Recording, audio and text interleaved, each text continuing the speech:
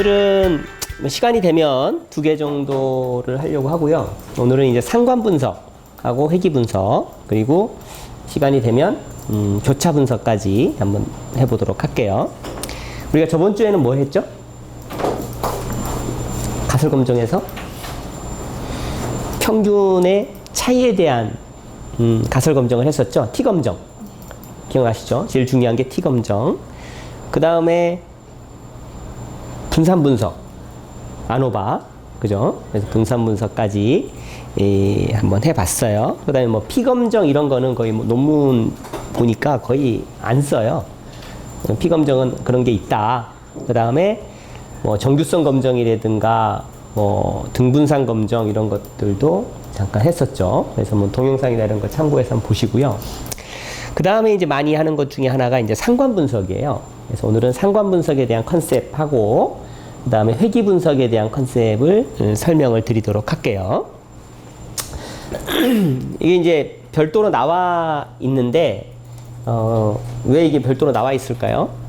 그냥 한 카테고리에다 넣어놓지. 이게 좀 많이 쓰는, 그러니까 여러분 공학용 계산기나 이런 거를 보더라도 여기서 하고 있는 그 회귀 분석에 대한 로직들을 많이 쓰고 계세요. 이미 오래전부터. 그래서 그 세계적으로 좀 많이 쓰고 있는 기법 중에 하나고, 통계적으로도 이제 정립이 거의 돼 있는 거라서 별도 챕터로 항상 빠져서 통계학 책 보면 상관 회귀 분석은 별도로 빠져 있어요. 그래서 그 내용을 간단히 한번 보도록 하죠. 내용을 보면 XY에 있어서 X의 변화와 Y 변화에 대한 관계가 있을 때 얘를 상관이 있다라고 얘기를 하죠. 뭐 영어로 이제 correlation이라고 얘기를 하는데 엑셀 함수라든가 이런 쪽에도 보면 이 약자를 많이 써요. 그래서 조금 이따 그거를 한번 계산을 해보고 어떻게 나오는지도 한번 보도록 하죠. 그거를 상관 분석이라고 한다. 그 다음에 회귀 분석은 뭐로 돼 있죠? 읽어보시면 상관 분석과 회귀 분석이 있는데, 상관 분석은 두 변수 간의 변화에 대한 관계가 있을 때 상관이라고 얘기를 하고요. 회귀 분석은 X가 원인 또는 독립 변수고 Y가 그에 따른 종속 변수일 때 X와 Y의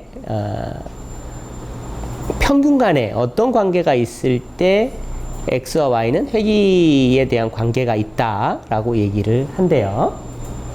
그래서 상관 분석하고 회귀 분석에 대해서 차이를 오늘의 요지는 뭐냐면, 계산은 컴퓨터가 다 할 거예요. 근데 상관 분석과 회귀 분석의 차이가 되게 중요해요.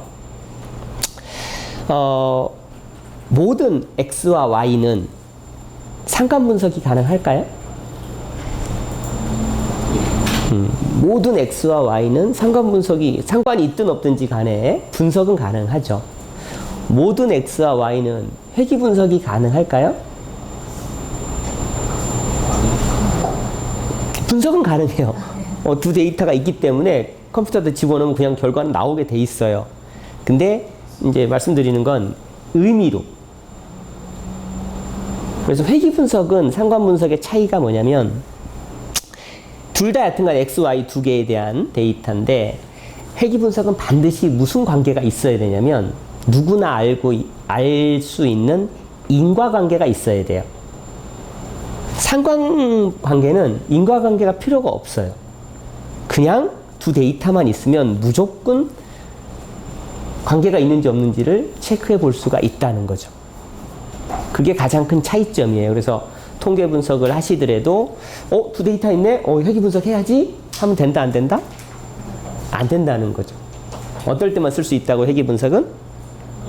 인과관계가 있다라고 하는 거를 보편타당하게 인지가 돼야 돼요. 그래서 매스컴이나 이런 인터넷이나 이런 데 보면 이거를 잘못 이용해서 뉴스나 이런 것들을 쓰는 기자나 이런 분들도 의외로 있어요. 통계적인 오류라고 얘기를 하는데, 예를 들면 그런 거죠. 자, 상관관계, 이제 흔히 이제 옛날에 우리 지도 교수님이나 이제 이런 분들, 하시는 교수님들 얘기 들어보면 이런 거죠. 냉장고 여는 횟수와 내 몸무게하고는 상관관계가 있을까요? 있죠. 내가 냉장고를 많이 열어. 냉장고를 하루에 많이 여는 사람의 몸무게와 덜 여는 사람의 몸무게와는 관계가 있겠냐 이거지. 상관관계가 있죠. 인과관계 있을까요? 인과관계 있습니다. 있어요? 있습니다. 그러니까 냉장고 여닫는 횟수와 내 몸무게하고는 무슨 관계가 있다? 인과관계가 있다. 그죠? 네. 그럼 내 몸무게를 늘리려면 어떻게 하면 돼요? 냉장고 많이 해도 안 먹고? 먹고 그러니까 변수를 잘 보면 결국 내 몸무게는 먹어야 이게 관계가 있는 거지. 이 여는 횟수하고 내 몸무게하고는 상관관계가 있을지는 모르지만 인과관계는 아니라는 거죠. 만약 그게 인과관계가 있다라고 얘기하면 나는 밥 안 먹고 이것만 계속 여다두면 내 몸무게는 점점 올라가는 구조라는 거죠. 얘가. 그래서 그런 얘기를 옛날에 해주시더라고요. 그래서 회귀 분석은 우리 때도 그냥 데이터 2개 있으면 무조건 회귀 분석하라 그러니까 막 했단 말이지. 그래 놓고 이거 그래프가 이렇게 나오니까 X 어떻게 되면 Y 어떻게 된다 막 이제 이렇게 했었는데 회귀 분석 어두워졌어요. 회귀 분석이라고 하는 거는 반드시 인과관계가 있을 때만 하는 거고요. 모든 회귀 분석하기 전에는 상관 분석할 수 있다 없다? 할 수 있다. 그래서 상관 분석이 훨씬 더 보편화된 방식인 거죠. 그래서 상관 분석은 다 할 수 있어요. 그래서 여러분 논문이나 이제 이런 쪽을 보시면 상관 분석은 거의 기본적으로 많이 들어가요. 그래서 오늘은 상관 분석에 대한 얘기를 해보고 그 다음에 인과관계가 있는 것에 대해서는 이제 회귀 분석도 하는데 오늘은 이제 회귀 분석에서 이제 단순 회귀, 다시 말해서 회귀식이 직선인 경우만 한번 다뤄보도록 하려고 해요. 그래서 언제 상관 분석을 하고 언제 회귀 분석을 하신지 알겠죠? 네. 그래서 그런 것도 있어요. 인터넷이나 이런 데 보면 이런 거죠. 커피를 자주 마셨던 사람들과 예를 들면 뭐가 있을까요? 뭐 다른 그런 뉴스 많잖아요. 커피와 뭐와의 관계, 커피와 뭐 심장병의 뭐 발병하고의 관계. 자, 상관관계는 있다 없다? 있다. 있을 수 있어요. 기사에서 상관 분석을 해서 상관관계 있네. 근데 그래서 인과관계 있다 없다? 모른다. 그렇죠. 그게 의학적으로 밝혀진 건 아니라는 거죠. 근데 매스컴은 어떻게 해요? 인과관계 있다. 그러면 커피 드릴 때 계속 마시면 내 심정은 좋아져야 되잖아요. 근데 꼭 그렇지는 않다는 거지. 얘가. 그래서 항상 그 어떤 문제를 분석을 할 때 특히 이 회귀 분석은 회귀 분석을 썼을 때 이게 의미가 있는지는 누가 보더라도 인과관계가 있어야 된다라는 거가 제일 중요한 컨셉이에요. 계산은 뭐 컴퓨터들이 할 거니까. 그 얘기를 해드리고 싶었고요. 일단 상관 분석과 회귀 분석의 목적은 일단 X 값과 Y 값에 대한 관계를 통해서 뭔가를 추정하고 싶은 거예요. 그래서 이거는 영업이나 이런 마케팅에서 또는 우리 이런 거 있잖아요. 이제 여름이 다가왔으니까 전기 소모량이 어떻게 될까요? 올라가죠. 되게 많이 올라갈 거잖아요. 연도가 지나면서 전기 소모량은 어떻게 됐을까요? 사용량은. 점점 늘어나죠. 그렇죠. 연도가 이제 뭐 2019년인데 2020년부터 쫙 한 2100년 되면 2050년 되면 어떻게 될까? 전력량은 어떻게 되겠어요? 이렇게 올라갈 수 있을 거라는 거죠. 그러면 발전소를 짓는 데는 시간이 얼마나 걸려요? 오래 걸리겠죠. 그러니까 어떻게 지금부터 향후 이때 전력이 어떻게 될 건지를 예측을 하고 있어야 지금부터 짓기 시작을 해야죠. 예를 들면. 그래서 어떤 수요라든가 어떤 그 X, Y에 대한 Y 값의 어떤 미래의 예측치를 구하려고 할 때 가장 심플하게 쓸 수 있는 방법이 점들을 찍어서 회기식을 만들어서 이때는 대충 요 정도의 전력 소모량이 있겠구나라고 하는 거를 예측한다 이거죠. 굉장히 심플하게. 훨씬 더 통계적으로 정교한 예측 기법을 해서 하기도 해요.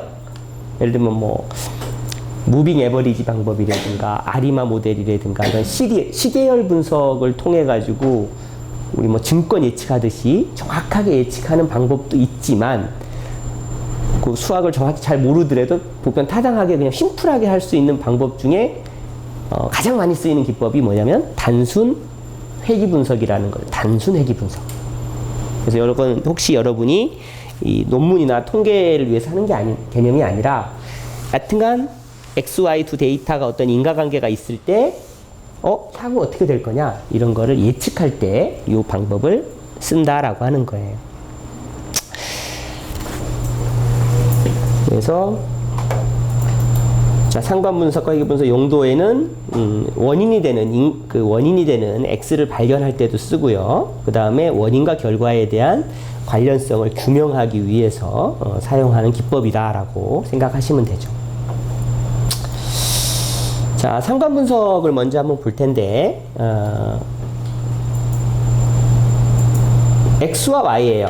자, 상관 분석은 변수가 X가 여러 개고 Y가 여러 개 있는 게 아니라 항상 분석은 어떻게 해야 된다고요? X, Y 딱 두 개만 있으면 돼요. 변수가 여러 개면 어떻게 되면 페어로 하는 거예요. 페어로 좀 이따 이제 한번 해볼 텐데 변수가 여러 개잖아요. 그래도 항상 어떻게 페어가 되도록 둘씩 예를 들면 5개의 데이터가 있으면 몇 번 페어가 생겨요?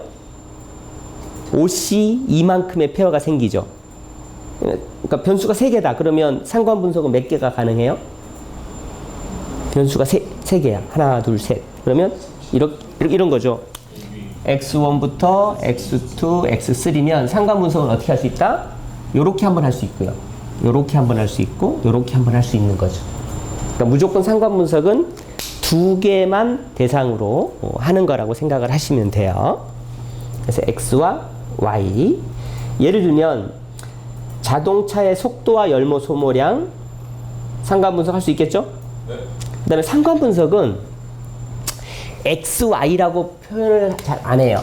그러니까 이렇게 XY의 상관 분석을 하나, YX 상관 분석을 하나, 결과는 어떻다? 같아요. 그러니까 상관 분석이라고 하는 거는 반드시 X를 먼저 써야 되는 이론은 없어요. 그러니까 얘도 요렇게 하나 상관 분석의 결과는 어떻다? 같다라고 하는 거예요. 회귀 분석은 다르죠. 회귀 분석은 반드시 X라고 하는 게 존재하죠. 왜? 얘가 원인이니까. 원인 변수니까. 독립 변수니까. 이거 바꿔버리면 전혀 다른 결과가 나타나 버리겠죠. 그죠? 계속 지금 같이 말씀드리는 건 뭐냐면 헷갈리지 마시라는 거예요. 상관 분석은 서로 섞어도 된다, 안 된다? 앞뒤가 바뀌어도 관계없다라는 거예요. 관계니까. 그냥. 얘가 증가하면 얘도 증가하냐, 감소하냐의 어떤 그 관계이기 때문에 바꿔도 관계없지만 회귀 분석은 어떻다? 반드시 X가 뭔지를 규명해 줘야만 할 수 있다라고 하는 거예요.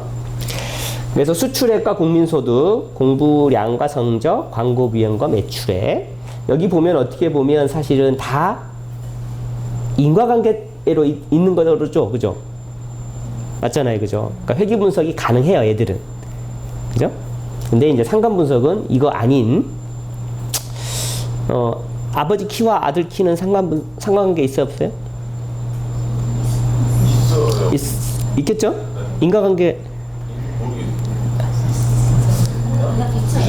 있겠죠. 있죠. 예. 그 아버지의 그 아들이니까.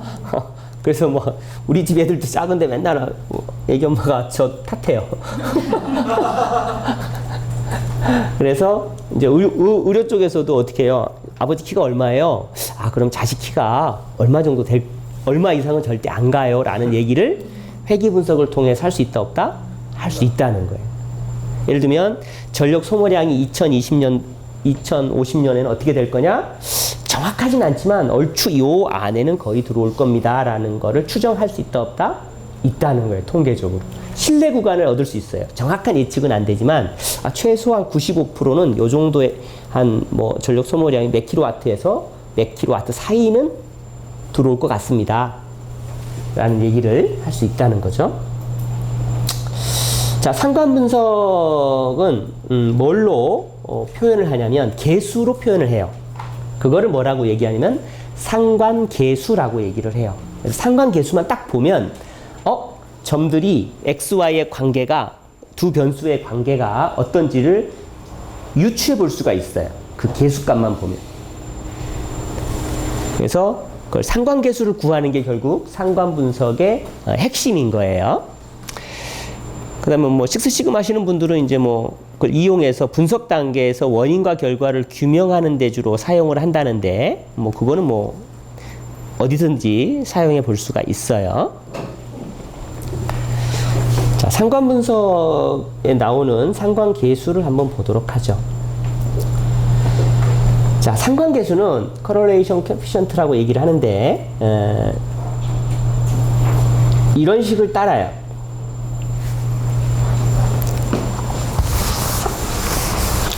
자, 두 변수 x, y가 있는데 실제 이건 샘플이니까 실제 상관계수는 뭐라고 표현을 하냐면 이런 식으로 표현을 해요. 이게 무슨 상관계수냐면 모집단의 모상관계수라 그래요. 근데 모집단의 상관계수는 알 수 있어요, 없어요? 모르죠. 없죠. 왜? 너무나 많은 XY 데이터들이 존재할 거잖아요. 거기서 우리가 임의의 샘플을 꺼낸 걸 가지고 구할 때 이거의 추정치로 이런 상관계수를 써요. 그래서 이 R 모양으로 이렇게 이게 뭐다? 상관계수라는 거예요. 자, 상관계수를 구하는 식은 저기 있는 것처럼 저렇게 생겼어요. 어떻게 하는 건가요?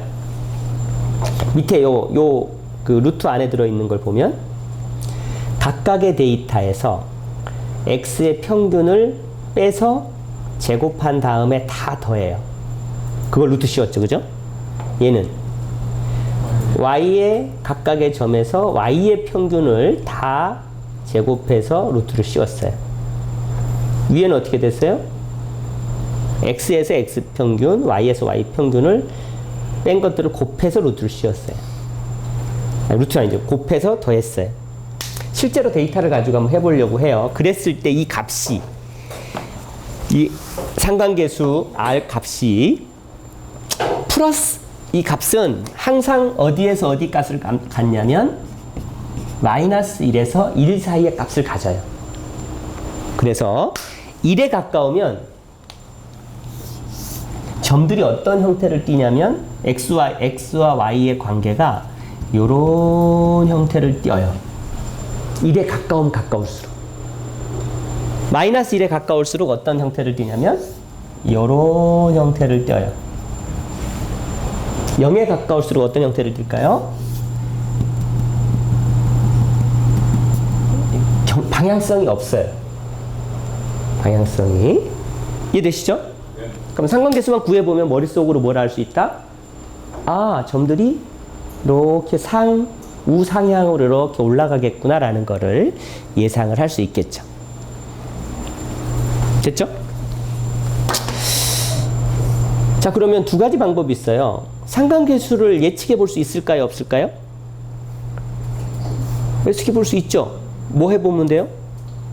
점 찍어보면 되죠. 그럴 거 아니에요. 점 찍어보면 얘는 상관관계가 있네. 상관관계가 없나를 눈으로 예측할 수 있다 없다? 알 수 있다는 거죠. 자, 한번 해볼까요?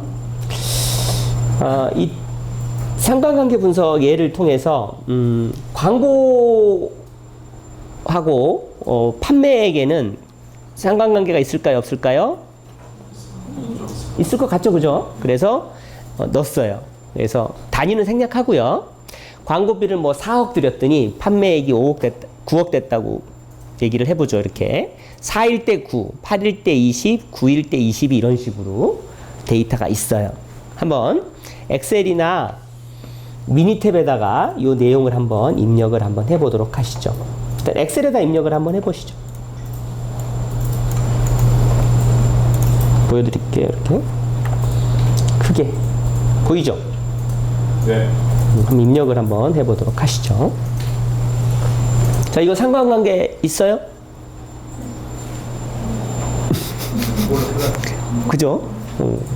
되게 심플한데 상관관계가 있는지 없는지를 알 수가 없다 아직. 그래서 계수를 한번 그래프 이거 어떻게 그릴까요?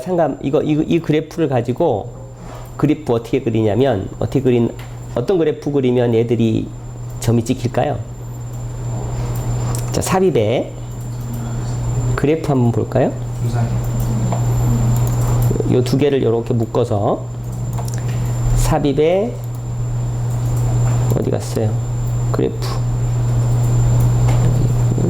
분산형 있죠. XY 또는 거품형 차트라고 있거든요. 이걸 이게 꺾은 이걸로 그리면 안 돼요.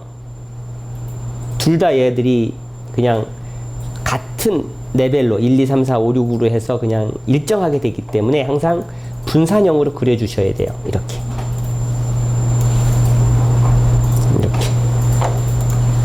자, 점들이 어떻게 되어 있나요? 점들이 4일 때 9, 8일 때 20 이걸 찍어봤더니 4일 때와 X와 Y에 대해서 이런 식으로 이렇게 점들이 찍히죠. 자, 우측으로 어떻게 돼요? 점들이 올라가고 있는 것처럼 보이죠? 그럼 상관계수 구하면은 1에 가까울까요? 마이너스 1에 가까울까요? 1에 가깝겠죠. 1에. 그래서 이렇게 1에 가깝게 될 거예요. 요거 한 번씩 해 보시고요. 자, 상관계수를 아까 그 식에 의해서 한번 구해보죠. 이 식에 의해서. 자, 이 식을 하려면 뭐가 있어야 될까요? 뭘 먼저 구해야 될까요? 평균, X 평균, Y 평균 구해볼게요. 평균 어떻게 구해요? 밑에다가 에버리지. 이제 잊어버리지 않으셨죠?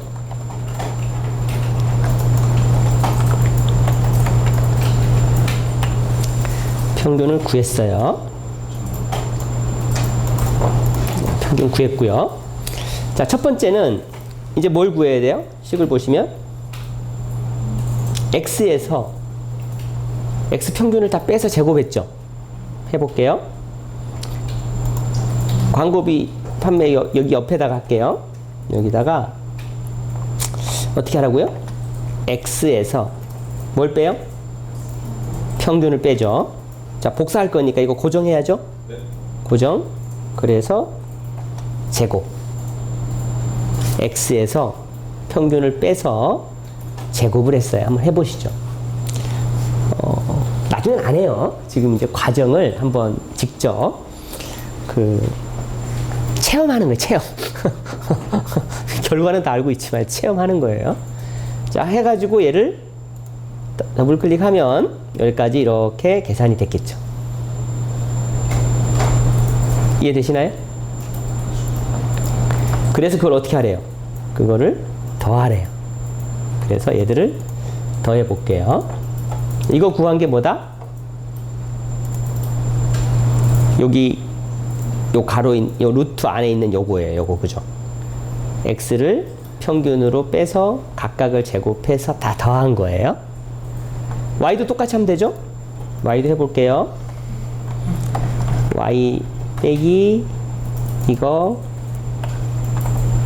제곱 9 빼기 17.9 해서 제곱을 해서 구했어요. 그죠? 그리고 더블 클릭한 다음에 더했어요. 요건 바로 좀 전에 했던 식의 이거에 해당하겠죠. 그 다음에 요 위에 것도 한번 해볼게요. 요 위에 거 분자에 있는 것도 어떻게 해요? 여기다 해볼게요. 얘는 X에서 평균을 뺐고요.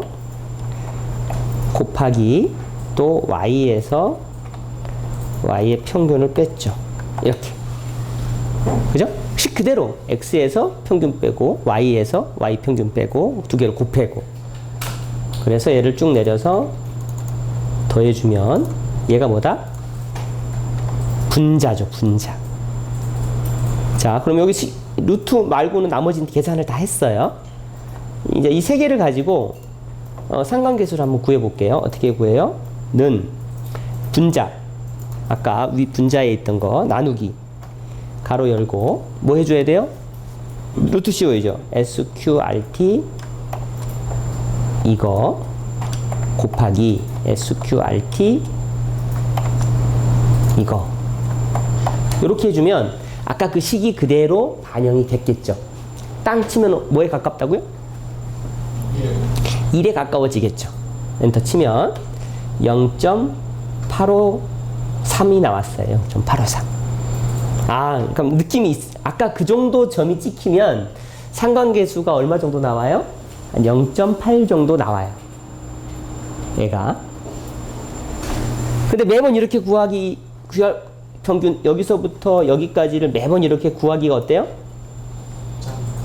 짜증나죠. 못하죠. 이걸 계속 이걸 좀 맨날 해야 되는데 매번 해야 되는데 그래서 엑셀에서는 어떤 함수가 있냐면 영어 단어 약자인 컬러라는 게 있어요. 컬러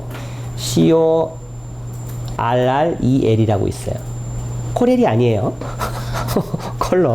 컬러레이션의 약자인 그래서 X 묶어주고요. 컴마 Y 이렇게 묶어주고 엔터 치면 뭐랑 같이 나오냐면 0.853이 그냥 나올 거예요. 이렇게.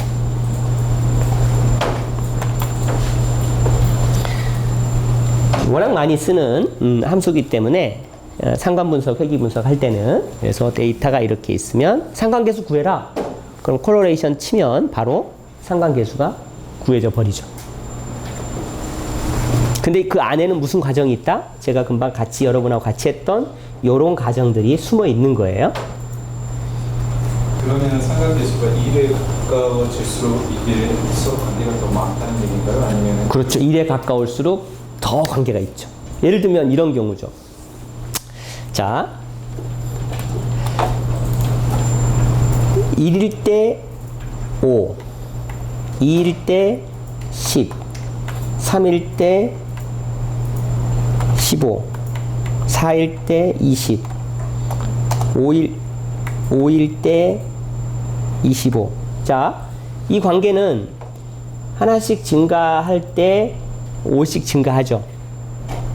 그죠? 네. 상관관계 어떻게 될까요? 모든 점이 정확하게 직선에 딱딱 들어가면 상관관계가 얼마? 1이에요, 1. 관계가 100%야. 예를 들면. 보세요. 컬러레이션 해볼게요. X와 Y. 정확히 1이죠. 근데 조금이라도 틀어진다. 예를 들면 2가 아니라 얘가 9가, 10이 아니라 9다. 그러면 조금씩 줄어들죠. 얘가 뭐 18이다. 그 다음에 요게 뭐 20이다. 점점 얘의 편차가 심하면 심할수록 이 선에서 많이 떨어지면 떨어질수록 어떻다? 상관계수는 점점 줄어든다는 거죠. 얘가 이해되시죠? 네. 상관계수 여기까지 뭐 크게 문제 없죠? 데이터 주면 자 그게 상관계수고요. 그래서 요걸 가지고 상관계수 구해라. 그러면 데이터 쭉 집어넣고 컬러레이션 함수 써가지고 바로 구해도 되고요. 미니탭에서는 어떻게 할 건지 한번 볼까요? 요걸 그대로 복사하셔가지고요. 데이터만 여러분 금방 설치한 미니탭에 이렇게 한번 넣어보세요.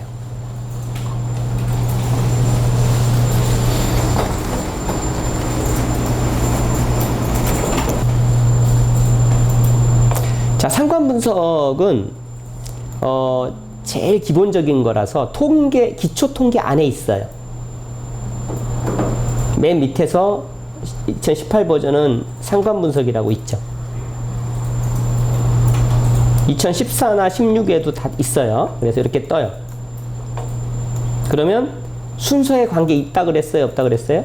없어요. 그냥 순서대로 그냥 아무 관계 없이 넣어주고 상관계수를 통계학이나 이제 SPS나 SPSS나 이런 거 보면 피어슨 상관계수라는 용어를 써요. 논문 이렇게 읽어보시면 상관계수가 아니라 피어슨 상관계수라고 이렇게 돼 있어요.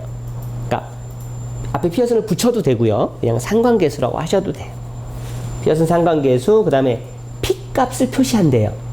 P값이 뭐라고 그랬어요? P값을 왜 구한다 그랬어요? 유의한지 않 그렇죠. 유의한지 아니 가설 검정의 결론을 내리기 위해서 구했다고 그랬죠. 한번 해볼게요. 해서 확인을 딱 누르면 딱 떴어요. 뭐만 딱 줘요? 상관계수와 P값을 줬어요. 그럼 우리는 뭐라고 알면 되냐면 상관계수 0.853이네. 근데 기무가설 어떻게 된 거예요? 유의하다. 기무가설 0.002니까 기무가설 기각이에요, 채택이에요? 기무가설이 뭔지 모르겠지만 기각이에요, 채택이에요? 기각. 기각이죠. 왜? 0.05보다 작으니까. 기무가설이 뭐였을까요? 일반적인. 상관관계가 걔가 없다. 다시 말해서 얘가 0이다 이렇게. 대립가설은 뭘까요? 0이 아니다. 상관계수가 0이 아니다. 그러면 상관관계가 있다 없다? 있다는 거죠. 그죠? 그러니까 얘만 돌려보면 상관계수 얼마네. 그 다음 P값이 0.05보다 작으니까 상관관계 있네. 라는 걸 한 번에 분석을 끝내버린 거죠. 자, 데이터 무조건 2개만 있으면 여기다 집어넣으면 어떻게 된다? 상관 분석은 무조건 가능하다. 그래서 여러분 논문에 보면 논문에 이렇게 2개만 상관 분석하는 경우 있어요, 없어요? 주로 어떻게 되던가요? 설문지가 전에 잠깐 보여드렸는데 설문지 샘플에 보면 설문지가 이랬죠. 이랬잖아요. 문항들이 이렇게 있었어요. 이게 X1, X2, X3, X4예요. 이 문항들의 상관관계가 있는지 없는지를 분석하세요. 이렇게 나온단 말이죠. 무슨 얘기일까요? 교육정보 제대로 받고 충분히 시간 줬고 품질 향상 교육, 안전교육 중시하고 예산 시간 투자도 했는지를 물어보는 질문이라는 거죠. 근데 만약 사장이 사업주가 안전에 관심이 있는 사람이라면 어떻게 됐겠어요? 시간도 많이 줬을 거고요. 교육 투자도 많이 했을 거고요. 그죠? 관계 있을까요? 없을까요? 그건 우리 생각이고 분석을 해봐야죠. 야, 진짜 그러냐? 왜? 그럴 거예요 라고 얘기하면 디펜스가 안 되잖아요. 증거를 보여줘야 돼요. 이건 이제 그래서 하는 게 뭐다? 상관 분석이 봐라. 사업주들이 이런 성향을 보이더라라고. 관계가 교육 정보나 이런 거를 잘 제공한 사람이 결과적으로 그 안전 절차도 숙지하도록 시간도 충분히 줬고 이 관계가 분명히 있다 없다? 있는지 없는지를 분석을 하는 거예요. 그럼 어떻게 해요? 데이터가 몇 세트가 있는 거예요? 4세트가 있는 거죠. 어떻게 보면 XY가 아니라 X1만 있는 게 아니라 X2, X3, X4까지가 있는 거죠. 그럼 어떻게 하냐? 있으니까 나중에 한번 자, 보시면 여러분 논문에서 봤던 건 이제 의식에 있는 여기서부터 여기까지의 데이터잖아요. 그죠? 앞에는 상관관계가 아닌 거예요. 얘는 카테고리형 데이터니까 얘는. 보세요. 질문지에 여기는 이건 무슨 데이터? 첫 시간에 했었죠? 저 위에 거는 무슨 데이터? 양적 데이터예요? 명목? 그렇죠. 얘는 카테고리형 데이터란 말이에요. 저거 가지고 상관 분석하면 분석돼야 안 돼요? 분석은 할 수 있지만 하면 안 되는 거예요. 그죠? 숫자가 1, 2, 3, 4가 된다고 그래서 저거 가지고 분석하면 무슨 얘기예요? 말이 안 되는 거예요. 아예 분석 자체가 안 되는 거예요. 근데 얘들은 뭐예요? 수치 데이터잖아요. 5점 척도의 데이터기 때문에 얘들은 내가 4 한 사람이 4나 5 할 관계가 있는 이렇게 될 거라는 거죠. 근데 얘는 전혀 다르죠. 안전 컨설턴트라고 그래서 1년 미만인 건 아니잖아요. 그죠? 그러니까 요 위에 거 가지고는 상관 분석할 수 있다 없다? 없는 거예요. 반드시 요 4개만 가지고 한번 해볼게요. 그래서 엑셀에서 요 4개를 가지고 몇백 개를?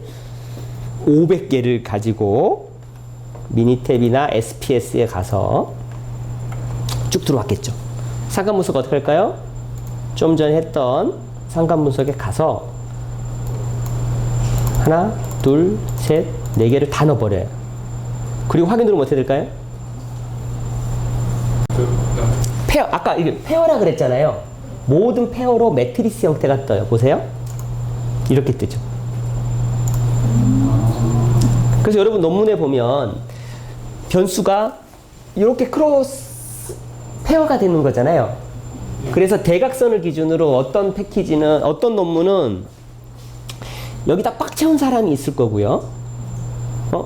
이건 지금 1, 2, 3, 4까지 있는데 여기는 1, 2, 3, 여기는 2, 3, 4로 돼 있잖아요. 근데 논문에는 어떻게 들어가 있냐면 이렇게 들어가 있겠죠. 보세요. 예를 들면 이렇게 하면 여기가 x1, x2, x3, x4 이렇게 들어가고요. 얘가 x1, x2, x3, x4 이렇게 들어가죠. 이건 없고 지우기 요거 없고 이렇게 아마 논문에 들어갈 거예요. 근데 여기는 반드시 뭐가 들어요? 자기와 자기의 상관은 몇일까요? 당연히 1이죠. 5면 올 거고 7이면 7일 거고 당연히 1대1이기 때문에 얘는 무조건 1이 들어가고 여기나 여기나 상관이 어떨까? 여기나 여기나 상관이 같겠죠. 왜냐면 이 순서에 관계 없다 그랬잖아요. 그래서 어떤 논문은 요 밑에를 비우고 여기다만 넣는 사람이 있고 어떤 논문은 여기다만 넣는 사람이 있어요. 양쪽에 또 다 넣는 사람도 있는데 그럴 필요는 있다 없다? 없다. 그럼 여기다는 뭘 넣을 거냐 이거지. 논문에 제시를 할 때 여기에 있는 것처럼 요게 뭘까요? 상관계수고요. 요건 뭘까요? P값이에요. 요거를 같이 넣어주시면 돼요. 여기 써있네요. 피어슨 상관계수 P값. 그래서 여기 있는 요거를 그대로 여기다가 0.852 그 다음에 가로 열고 0.000 그죠? 자, 요렇게 넣는 논문도 있고요. 그 다음에 어떤 논문은 이제 그 SPSS를 돌리면 0.724죠. 0.724에 땡땡 이렇게 붙여요. 좀 더 키워볼게요. 자, 그래놓고 얘를 위첨자로 보내줘요. 위첨자로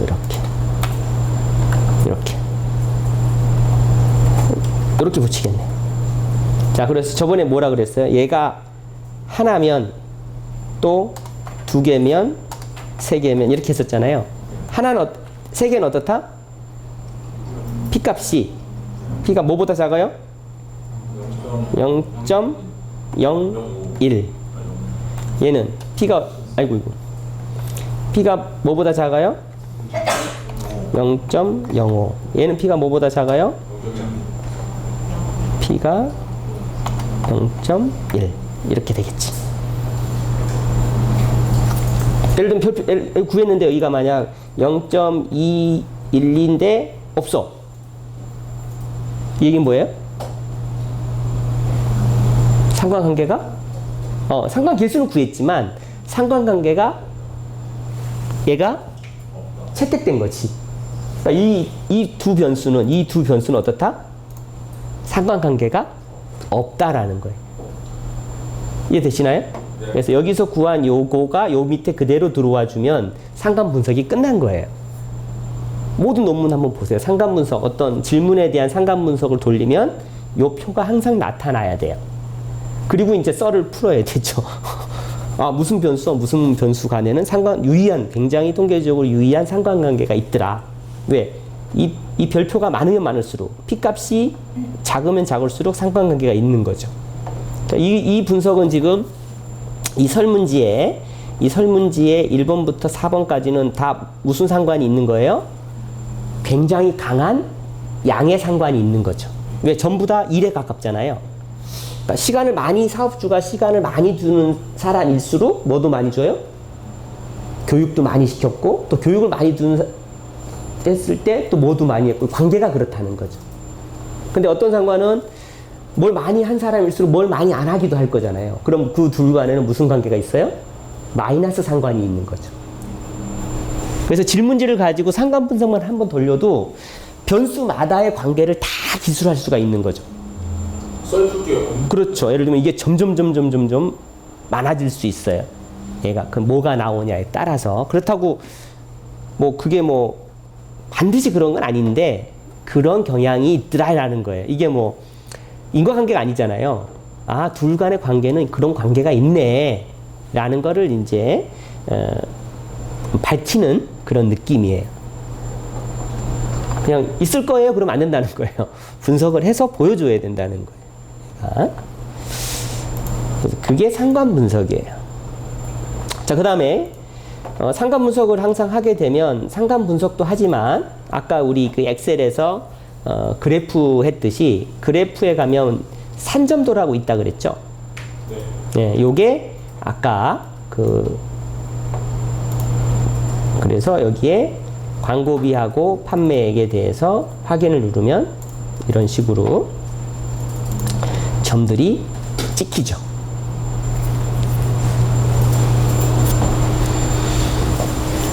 여기까지가 이제 상관 분석이에요. 어렵지 않죠? 두 데이터만 놓고 미니탭에서 두 번만 딱딱 돌리면 두 번이 뭐야? 한 번만 누르면 나오고 그거를 테이블의 형태로 논문에 넣어주시면 되는 거예요.